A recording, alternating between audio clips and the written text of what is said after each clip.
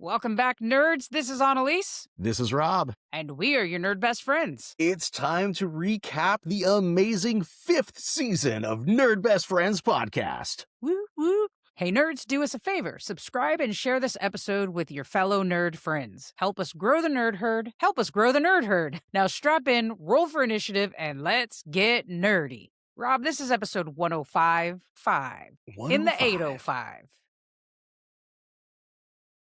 And I mean, we are here at the end of season 5 by 5. 5. We got there. I knew there was something. I was turning my brain like, is it a radio station? Is it no season 5, 105, 5 by 5. Boom. That's how we're doing. Yes, we did. Yes, was that the rap station? No, that was the like pop music station. The rap station was like 93 point something. Star 98. Star 98.7. That's a phone number. That's what you would push to redial somebody. Star 98. No, that was star 69. 69. And then star 6, like too many. 67. Star 67 is blocking your number from showing up on someone else's. You know you can do that, Really? Right? You do star 67 and then dial the number you're trying to call, and it'll come across like a private call, so they can't see your number. This is a segment we like to call Annalise Remembers Phone Etiquette from the Knees. This is amazing. I remember our friend Ryan Jordan's number. Do you remember his phone number? You know why I remember it? Because it was a pattern. Yeah, let's freaking dox him, dude. 6878687. No, hold on a second. The internet would not let you dox Ryan Jordan. Nope, I hit my microphone and it went to my headphones. So guess what I got to do? I got to leave and come back. I'll be right back. Okay. And I'm on the right microphone. Okay. We are still recording. I was recording you this whole time. So anyways, I was trying to show you how I remember our friend's number just because it was a pattern on the phone. That's funny because as you were doing it, as soon as you said a couple numbers, I was like, oh my gosh, I do remember that too. But the internet would not let you dox your good friend Ryan Jordan. The whole stream shut down momentarily. It was 555. Just kidding. All right, so we're at episode 105. We're having a great time. This is the end of season 5. Yeah. How about just a quick thanks to our Nerd Herd Patreon supporters? We have a new one who's an old friend. Dr. Intern Joan finally joined our Patreon. For crying out loud, Intern Joan.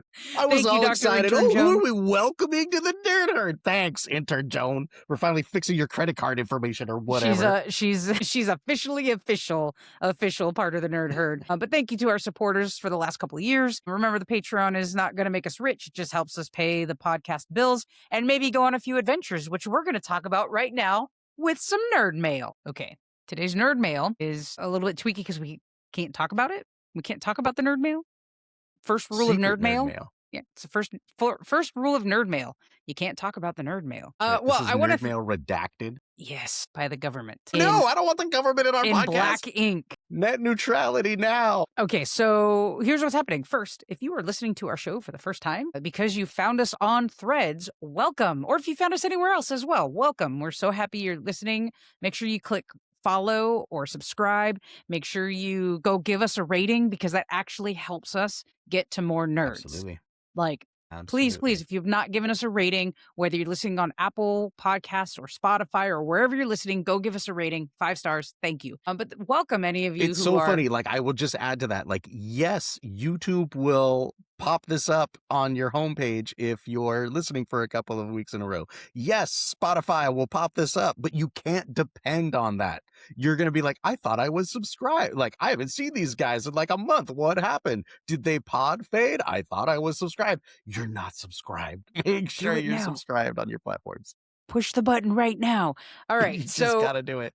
Yeah, if you're joining us because of the awesome content happening really around Buffy, we talked about it a couple episodes ago. We've made pals with Whitney Hathcock and her daily first reaction watches, which have been just blowing up. And they're so much fun to pay attention to. She's now towards the middle end of season 3. As of the week of this recording, she's about to watch Earshot. So just a quick fun fact for you during this Nerd Mail segment. Earshot is the episode that would have premiered right after Columbine. And because it deals with it deals with the character Jonathan, and this is spoilers. If you've never watched the show, change the channel, skip forward about 20 seconds. But that was your worry. That was your, I mean, thanks to Whitney, there It's are a people who are 30-year-old still show. watching. Yeah, but thanks to, I've learned for Whitney, there are people who are watching it for the first time. So if you haven't skipped So ahead, skip ahead. Whitney, mute your thing. No, she will have watched it by the time this airs next week. Okay. But this is the episode that they postponed to right before season 4 started, because in this episode, the character Jonathan takes a gun to the campus, and Buffy thinks he's going to mass shoot the school. Ends up he's going to shoot himself, but because of this scheme that she's trying to uncover, and Jonathan is in a tower with a high-powered rifle, and Columbine happens April of 1999. This episode was not shown until September of 1999. So just really good episode, and there's a little historical moment there. However, our nerd mail wraps around something that we need you to be following our social medias, because we're going to be making some announcements really, really soon. The spoiler I can give you is all of the pieces were there. You just they're all gotta put them there. together. Hint. But I can't say more, except if you are close enough or able to, highly recommend you make your way to Hellmouth Con, June 13th and 14th in Torrance, California. Tickets are available now. There are going to be lots of great photo apps. I know they just announced Claire Kramer is going, so everyone knows the great, magnificent Glorificus will be there. Amber Benson will be there.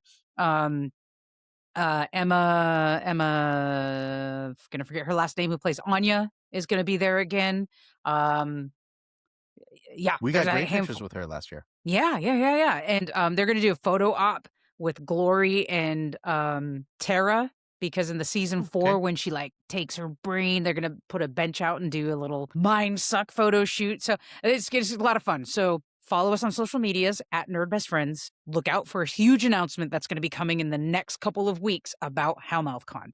Worst case scenario, if you can't make it, we're going to make lots of content. But go to Threads, follow us there. Go to TikTok, follow us there if you're on TikTok, or Instagram. Follow us on all these things and be ready for some real big exciting news. Secret, cryptic listener mail segment. Get your conspiracy board and your red yarn ready.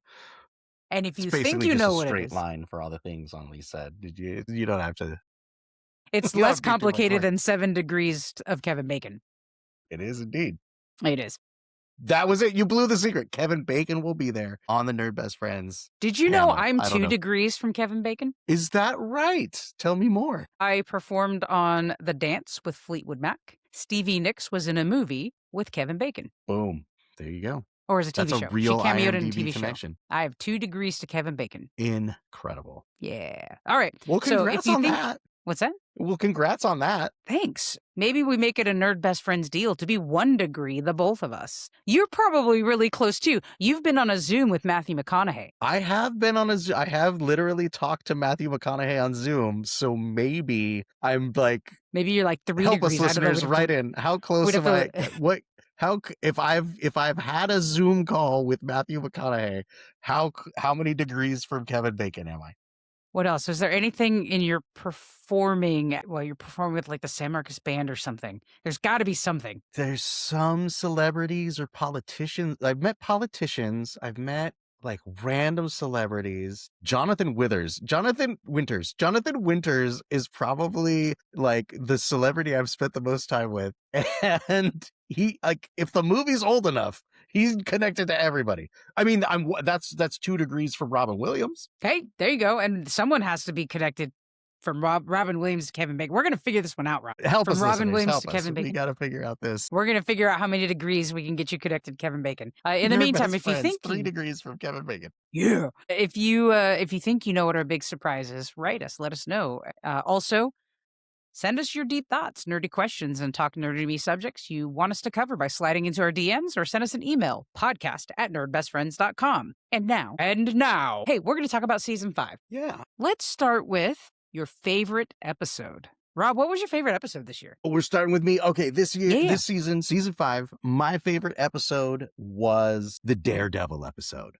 Okay. And I love the Daredevil episode from a number of different reasons. One, it's something that I always envisioned the podcast being, right? A deep dive into a character where we explored it from both the popularity of it, like the cultural influence of the character, but we looked at the television show and we looked at the comics and we compared them and we talked about like differences and similarities. What's the core of the character? We talked about we had like good comic book nerd discussions about like, which books to read. Is the show good? Is there a Daredevil without Foggy Nelson? Like all these kinds of conversations that we got is how I always envisioned this show. And it was cool because I think it was intern Joan that suggested it. Like she had been watching some of the Marvel TV shows and she was like, oh my gosh, I watched Daredevil Born Again. I thought it was super cool. So I went back and I watched all the Daredevil episodes and I'm all about Daredevil. And I was like, well, I would love to tell you more about Daredevil and give you some recommended reading and you could read them and we could discuss them and those kinds of things. And so we did. And I'm like, it was just so in my wheelhouse, right? It was like, hey, Rob, I'm excited about a comic book character. And I'm like, you came to the right place, right? So that's what I really loved about that. It was just a very like nerd best friends podcast moment. I think we all had good discussions. We learned a little something. And yeah, I'll go with Daredevil was my favorite episode this year. It's a Do you good remember call. that one? I do. Yeah, yeah. I remember like watching the thing and reading the thing all around Jessica Jones and Daredevil. I remember thinking Daredevil was a female character for most of Oh, that that's comic right. book. That was amazing. You This thought whole time I Elektra was thought Daredevil. Daredevil was Alias from the You 90s. thought you thought Daredevil was Jennifer Gardner. Huh?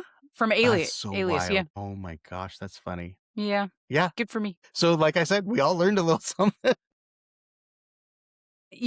That's a good call. I did enjoy reading that comic book a lot. I enjoyed learning a lot. I knew obviously nothing about Daredevil. So I agree. Like one of the whole premises about this is like if you and I actually owned our comic book store, these are the types of things we'd be sitting there reading it and talking about it together. So totally agree with you there. I want to note that this was really hard for me to pick a favorite episode, particularly because we had twice as many episodes this year as we had the first 4 seasons of Nerd Best Friends Good since we point. went to weekly episodes. So I looked at our list and like, I'm impressed with us. We did some Mhm. nerdy stuff and we did a lot of it and I'm super impressed. Well, the more content you have to make, the more niche and nerdy you have to get. And good news, we're here for it. And we're super nerdy. So I chose as my favorite Mhm. episode more than anything because I'm a fan of our more punny titles and our Mm. more creative aspects of when we play shows. Like we did The Feast for 1996 as episode 96.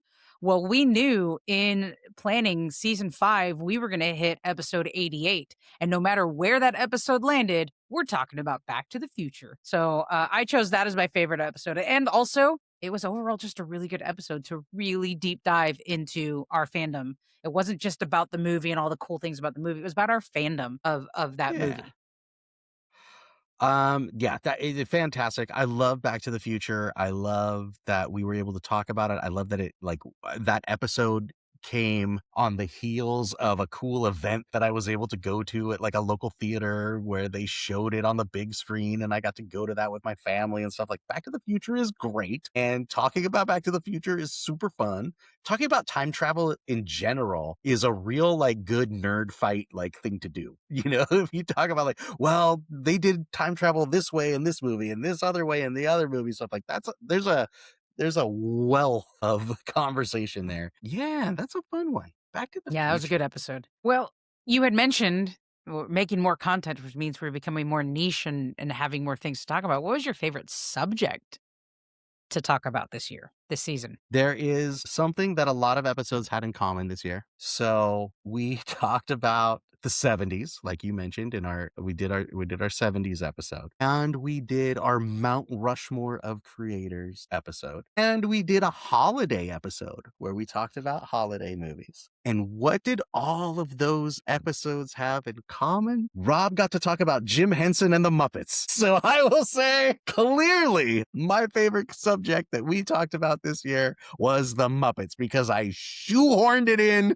to every episode that we did. Even we did a Best Friends episode recently. I shoehorned it in there too, as my honorable mention. So clearly, the Muppets, Jim Henson is my favorite subject to talk about all over the place. Do you know what this means? What does this mean? If you've been following Nerd Best Friends, and even if you haven't, and this is a new episode for you, the Nerd Best Friends drinking game. Take a drink if Annalise mentions Stephen King, if Annalise mentions Buffy, or if Rob mentions the Muppets. Well, We've there expanded. you go. And it doesn't have to be an alcoholic beverage. Take a drink of your water. Take a drink of your No, juice. Take a drink of your I just Diet got my Coke. water here to lubricate my podcast vocal cords. But I will take Yes, a you drink of did. Jim Your Henson favorite and the subject Muppets. was the Muppets. So I don't know if that's just Rob can't stop talking about the Muppets, or if we'll find that in season 6 as well, or if season 6 will have another theme that runs through it. It'll be interesting to see. Does it mean that Rob is a man of a Muppet or a Muppet of a man? Nerd Best Friends listeners, write in podcast at nerdbestfriends.com. Is Rob a Muppet of a man or a man of a Muppet? Yeah, good stuff. You know, it's funny. If you watch the videos of Nerd Best Friends, you've only ever seen me from like the shoulders up. So I might as well be a Muppet. No one knows gosh. any wiser. We're all AI anyways. If we were AI, I would definitely just have a Muppet avatar. I'd be all felt with googly eyes. We could do that. We do a whole We should episode like do that. that. That would be hilarious. Maybe we do a Muppet episode one of these seasons, and we just we Muppet it. We got to go to that place where you can make them. Yeah. Yeah. My Okay. Yeah. gosh. But summer plans. Nerd Hey, travels. You know what? That sounds like an expense. Good time to remind everybody, patreon.com/nerdbestfriends. If you want to see us perform a Muppet Show episode, we got to hit some dollars. Annalise, yes. save me from this. What Yes, was your favorite subject subject this season? Because we went to this weekly thing, and since the summer, it's and also, this is not a plug for Riverside. Use whatever podcast platform you want, but Riverside has helped us. It's now been a calendar year since we've been on Riverside, and it's helped us be able to be more timely, because before we were recording episodes like a month ahead of time and only doing every other week. But this has helped us be more timely. Hard. Yes. And the help of the editing, the help of the tools has allowed us to be more timely, and doing episodes every week means we did a lot more episodes that were like more current events than we've ever done before. So we talked about over the summer, we did the big blockbuster for Superman when the movie came out. We made plans for The Long Walk, which is a Stephen King reference. So go ahead and take your drink. We watched The Long Walk. We read Dungeon Crawler Carl when, it started to blow up, and we were able to do that episode. I talked about Scream 7 and the lead up to Scream 7 being very timely. So my favorite subjects Project were those. Hail Mary was another Project one. Hail Mary. We got to get on did that this. one. Yeah. Yeah. So being more timely and being able to talk about what's going on now in nerd pop culture was really cool. And I think that's becoming my favorite part of the show, outside of the reasons why we started the show, to have that comic store conversation about like things we're reading. We were able to do things like read Dungeon Crawler Carl, which I started the second book, by the way. Okay, so you're in. You started. I don't know that I'm in. I wanted to see how it was. Okay. And it's interesting. Let me know. Maybe you'll come back. You'll be like, actually, Rob, you really got to get in it. Once it hits book 3, it starts really humming. That's really what people are saying. Okay. But yeah, I'll let you know. It jarred me at first because I'm doing the audiobooks. Jeff Hayes did such a good job. I'm only going to do the audiobooks of these. But it's jarring start. You don't get any backstory. You don't get any, this is what happened in the first season kind of deal. It jumps as if you turn the page from the end of book 1 into book 2. Interesting. Cool. It's really interesting. But yeah, that's my favorite subject was all the pop culture things that we got to nerd out about, like true nerds. I mean, that would happen in the comic book store too, right? Right? Of course. I'd go on a trip, or you'd go on the trip, and we'd come back. Yeah, you'd come back and it's like, oh my gosh, I found this book, and my gosh, did you see Project Hail Mary? We're really making the point of our podcast true. Yeah, absolutely. All right. What was your favorite nerd mail this year? Okay, so I had to think about this one, but My favorite nerd mail was getting absolutely obliterated by listener Ish about me mentioning Sue Dibney's head in the refrigerator in Identity Crisis. I forgot about I that. was wrong. Like, I looked this up. They never put Sue Dibney's head in the refrigerator. Like, the whole thing was like, they put Sue Dibney's head in the refrigerator in Another the Nail, or like whatever dumb thing I said. And then Ish came back to me and he's like, you idiot. Sue Dibney died in Identity Crisis. I'm like, all right, whatever, that's fine. Then I started getting back into it. It's like Kyle Rayner's girlfriend was stuffed in a refrigerator. And that was like this whole thing with like a trope, and it got all this traction online about like that's a trope. Girl in the refrigerator then became like the name of the trope, where it's like, all the revenge stories, you have to take like the love interest and kill them to motivate the hero to go on this vengeance spree. And like, that's what that trope is called from then, whenever that was, and on to now. Like, oh, it's the John Wick movie, it's the dog in the refrigerator this time, and like all this kind of stuff. And so this was this thing, and it is a pop culture moment, right? It started a very big discussion around fiction of like, hey, what is up with this like story genre, this revenge genre of somebody's love interest has to get murdered, and then that's the impetus of the story, right? Like, where are we as a society if we're still telling stories like this? Blah, blah, blah. An important conversation. Has nothing to do with Sue Dibney, has never got her head cut off. I don't know where I don't know what, I'm up in the night on this. And listener Ish keeps writing in, Rob, stop talking about Sue Dibney. You don't know what you're talking about. I'm like, of course I do. Her head was in the refrigerator. That doesn't exist. That does It not never exist. happened. It never happened. So this is just this ongoing thing that I keep doing this weird Mandela effect thing about Sue Dibney's head in the refrigerator. It doesn't exist. Was never a thing. Had nothing to do with that trope and the large like capital C conversation about fiction or anything. Yeah. So listener mail, every time he had to just like absolutely drag me about saying that, was a great running gag throughout this season of the podcast. Yeah. Shout out to listener Ish.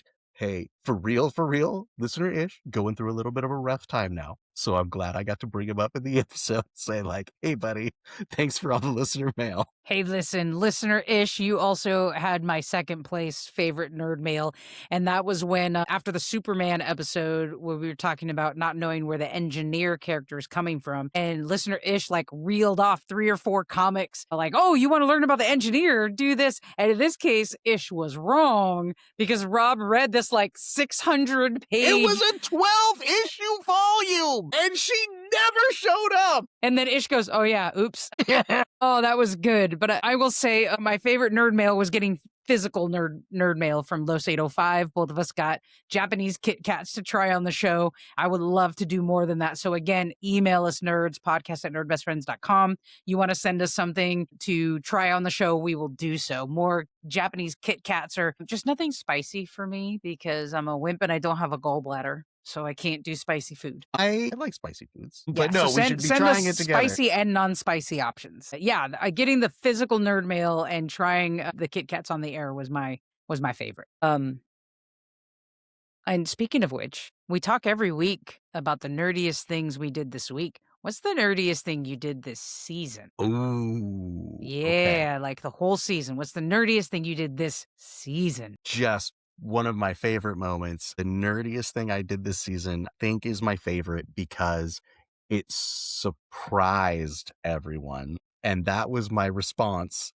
to our nerd watch of the movie Return to Oz. Oh, yeah, bro. Nerded out. You like went on a historical fact mission about the Wizard of Oz and all the books. That was wild. Listeners, if you haven't listened to the Return to Oz episode, and if you haven't seen it, first of all, go watch Return to Oz. Second of all, go listen to this episode because Rob nerded the most nerd you could nerd. If I were going to give the recommendation, I would like read first or watch first. I would say listen to the episode first and listen to how crazy I nerd out about that movie and then be like, should I watch this movie? because it might be the only thing to convince you. I guess I've always liked Wizard of Oz, and I've had thoughts about it. And when this movie just came out of the blue, I had never heard of it before. I had never seen it. And intern Joan introduced it, and she was like, listen, you made me watch Neverending Story. I would like you guys to watch Return to Oz. And I'm like, all right, we'll see. Well, That's fine. I'm going to pause you for a Go ahead. second. Hold on to what you were going to say. But remember, she introduced it to us in her top 5 villains when she was talking about the queen who kept changing her heads. And we're like, what are you talking about? Yes. And she's like, we got to watch this movie. You made us watch. You made me watch Neverending Story. You need to watch this. And like, oh, What a joy. yeah. What was funny is like, it was a joy for me because I was just ready to like get down on this movie. And I just, oh my gosh, it was so cool. It like unlocked something. It unlocked all of this weird hidden knowledge I had about the Wizard of Oz and 1930s American history or whatever. And it just all opened up and I was able to just gush it out in the most like nerdy way possible. Like where else but the Nerd Best Friends podcast would I have a platform to talk about all of this ridiculous, You these metaphors and things about Wizard of Oz and Theodore Roosevelt and the gold standard and all this dumb stuff. you flat out became a social studies teacher in the middle of that episode. I appreciate You were that. like, Thank you. here, kids, let's learn some U.S. history. 1930. I mean, it was Wow. amazing. It was amazing. So I definitely nerded out about that. And it was unexpected. It wasn't like the Daredevil episode where it's like, all right, Rob, you're on the spot. You got to nerd out about Daredevil and help people. It was just this gift that was given to me and I put forth. So the Return to Oz episode, very, very fun for me. Very, very, very Rob reaction to something. How about Definitely. you? That was definitely the nerdiest thing you did this season. Yeah, right? What's the nerdiest thing you did this season? I think it shouldn't be a surprise because I talk about it through most of the season. But man, how I nerded out about Scream 7 coming out. In fact, hold on. I prepared a prop. Let me grab it real quick. Hold on. A nerd prop. Here it comes. We're I waiting. just gotta we're work around waiting. all of this. Oh my gosh, if there is like a giant cork board about to come out with a bunch of pieces of paper on it, like connected with a bunch of different color yarns, I'm going to be absolutely amazed. It won't be No, you couldn't have. It's a nerd prop. You need it for the episode. Oh, man, it's in a box. Okay, I well, can't believe I did Annalise that. is looking for that box. I am going to, No, I all have right. Well, we ain't never got mind. time. This is an hour-long show. We ain't got time. I can't believe I packed it. I had it in my hands yesterday, and I'm like, oh, I can't pack it. We're recording, and I must have just ignored my own warnings. But I had a little, you know how like at conferences they give you like little things you can write in, and I hardly ever write in them because I'll like type up my notes and stuff. I nerded out so hard this season on Scream 7 because of all the news of all the cameos they were having of people who were Ghostface in the first 6 films. That I went back, and I usually do this. I rewatch all the Screams before the new one comes out. But in this case, in this one, in that notebook, for every episode, I had 3 pages, and one was like the order of the kills. And Scream does a really great job. The franchise does a really great job of uh what's the word I'm looking for? It references Promoting. horror movies. So Okay. I wrote down the horror movies it references it and who they get you to think the killer is before you find out who the killer is and the connection between all the ghost face and the backstory. Like I had pages and pages and pages of notes watching every single film and like pausing it and writing and like doing that whole thing, and then went and watched Scream 7 and added Scream 7 to it because I went and saw it in the theaters twice. And then thanks to Freaks Geeks, I like replied on one of their threads yeah. or TikTok, and they gave me a code to get a streaming download of Scream 7. So I've watched it like 5 times. Whoa. It is my favorite horror franchise, and I really nerded out about it over a bunch of episodes this season. That was the nerdiest thing I did this season. Will there be a Scream 8? There's going to be, yeah.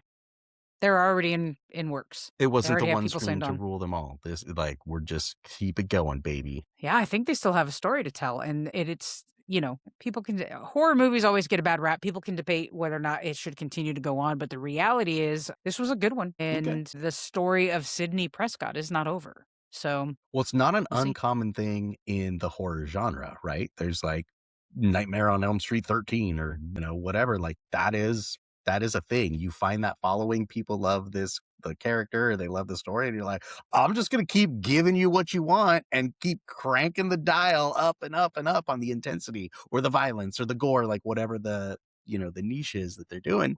We'll go on forever. If you're still buying tickets, we're still making movies. Well, what makes this one different is that it's got a continuum throughout all of it. It's all connected. It's all connected down to the precipice moment from Scream 1, which actually the precipice moment doesn't happen in Scream 1. Scream 1 is a year after the precipice moment of Billy Loomis murdering Maureen Prescott, Sydney's mom. And so Mm. Scream takes place a year after that.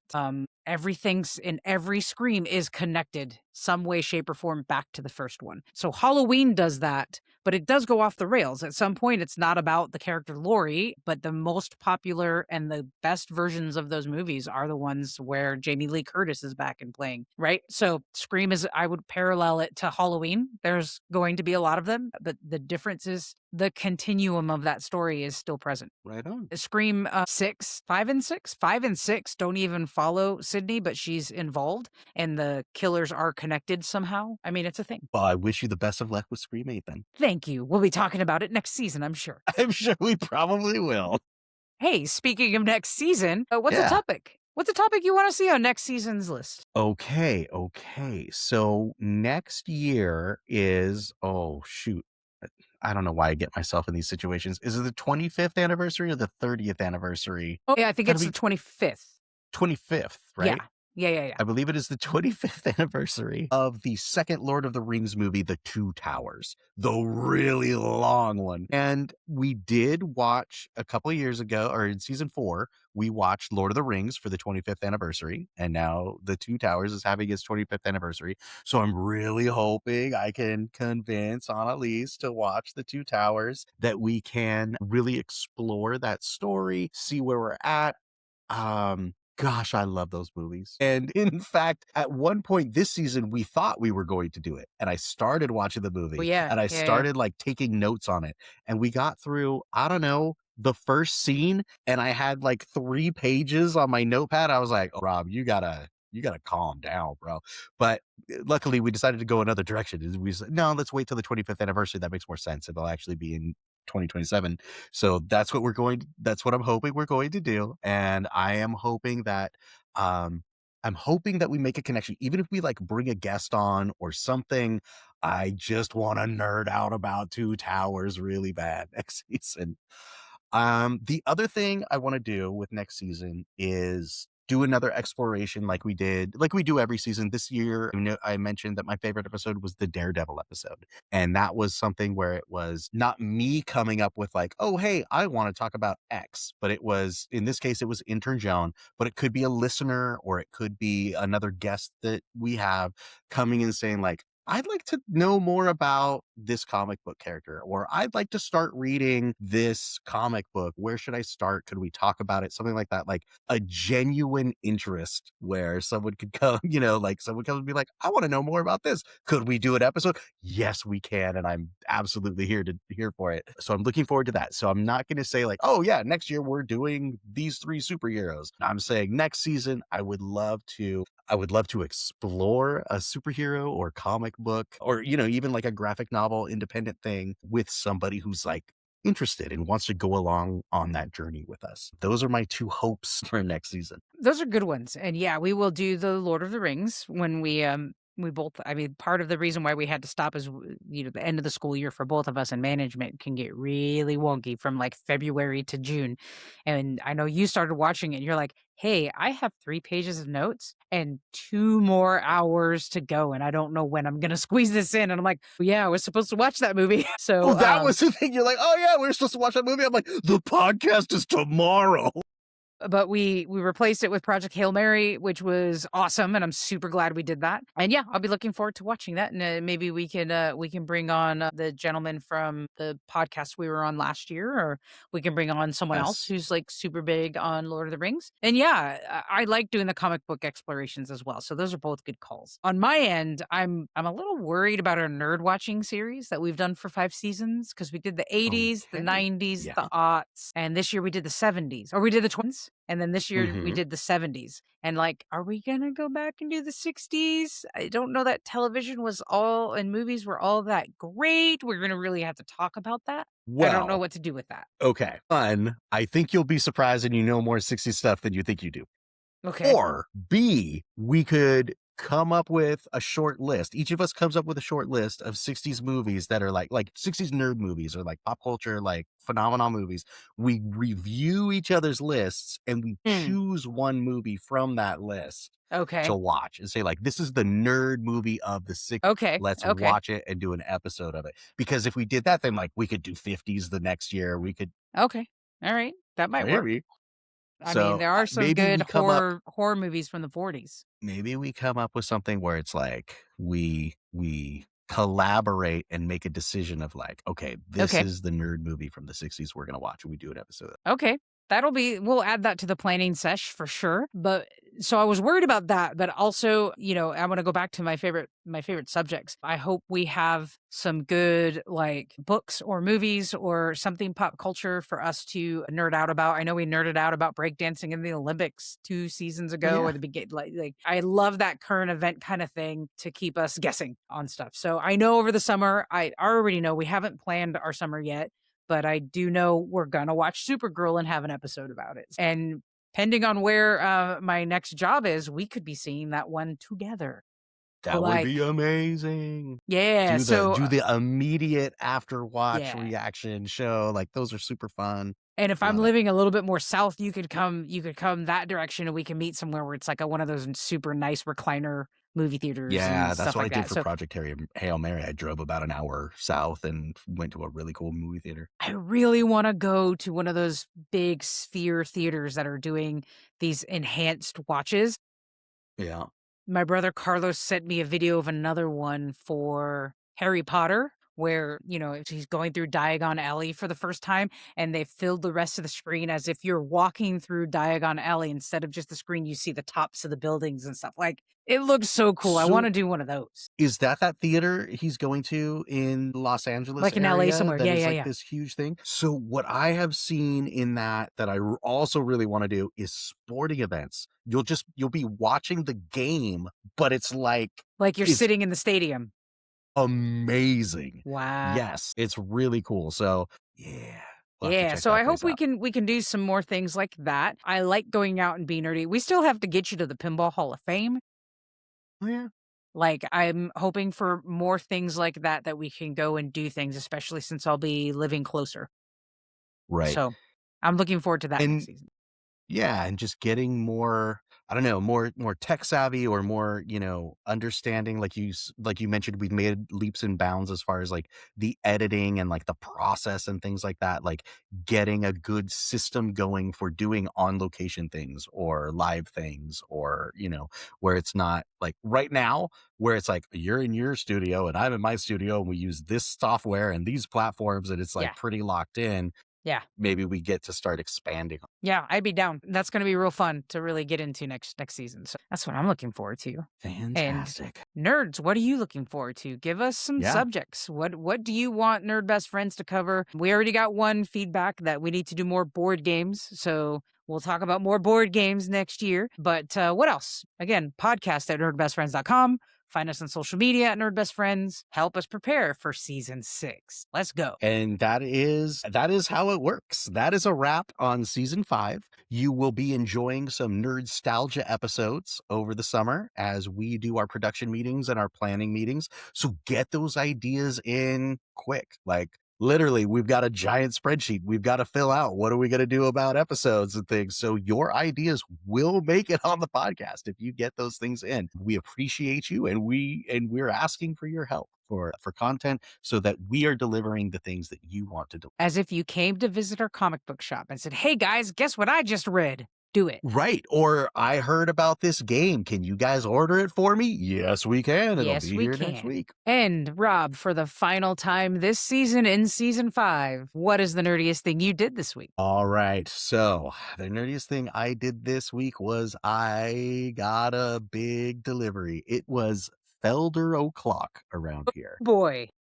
I have talked about Felder before, and it is hashtag not sponsored. It is H-E-R-R. Feldherr.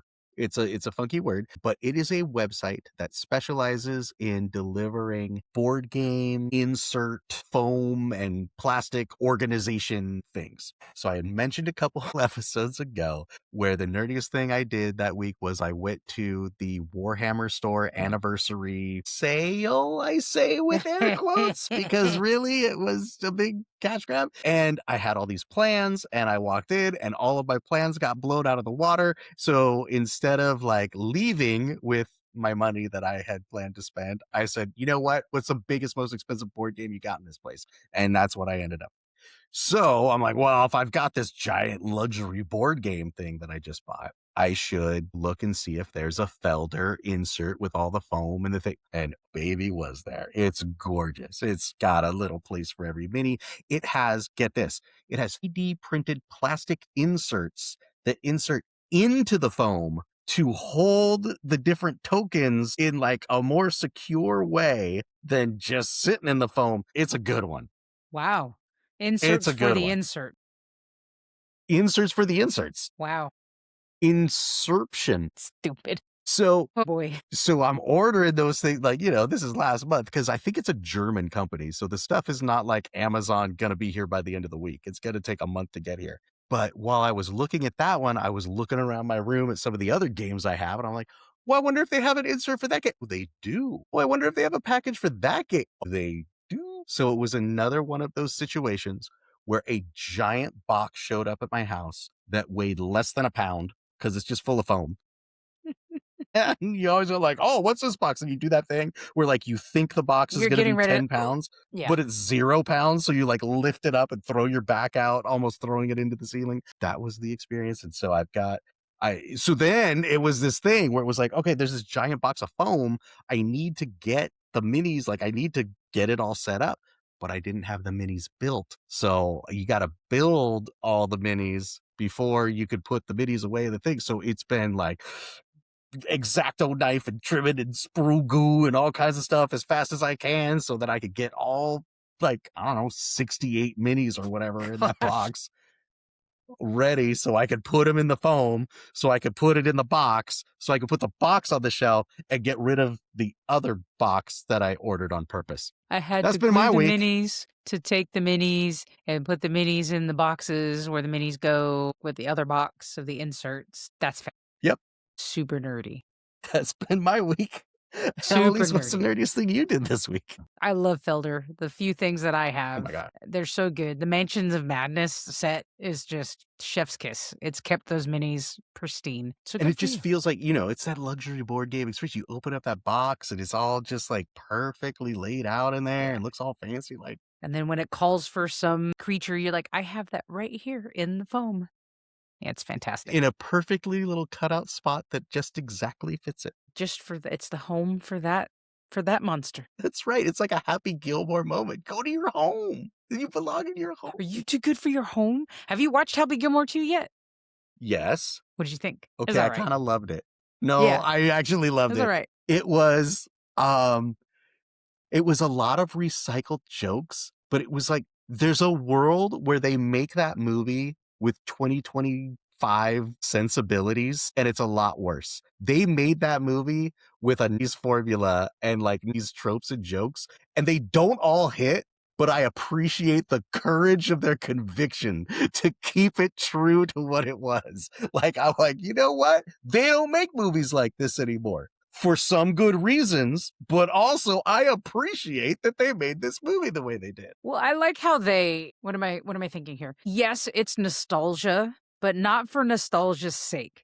They Not in a actually cheap way. they told a believable continuation story of that character. Everything that happened was something you would imagine to happen to Happy Gilmore. If you and I would like sat around and wrote the epilogue to that movie, we could come up with this plot, and that makes it believable. Then they bring back the jokes from the first movie, but it does still have the 2025 sensibility to it, where it's just on the edge of being what could be cringy to like Gen Z and Gen Alpha, and instead fits it in their world. in what's possible in their world, while also making fun and satirizing Gen Z and Gen Alpha. It's pretty phenomenal how it balances all those things. Yeah, like when you look at that opening monologue from Happy Gilmore, and it's like, my parents died and I had to go move in with my grandma, but she wore a kiss mask. So it was like, okay.